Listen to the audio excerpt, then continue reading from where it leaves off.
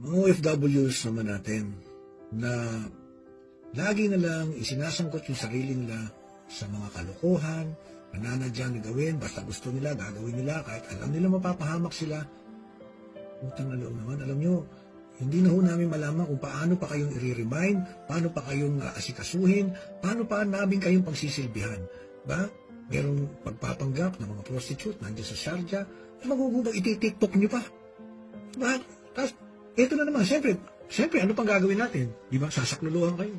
Yung iba, makikipag-away pa dahil pinagpipilitan mag-cross country sila. Kahit na mapapahamak, pag napahamak naman, magsususumbong na naman kayo sa lahat ng mga television station, radio, pagkatapos iibahin nyo naman yung kwento, hindi nyo ikikwento yung kalokohan ninyo. Di ba?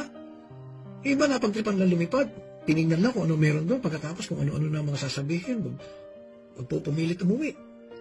Alam niyo, paano po ba natin talaga kayong aasikasuhin? Recently, meron nag-shoplift sa Singapore.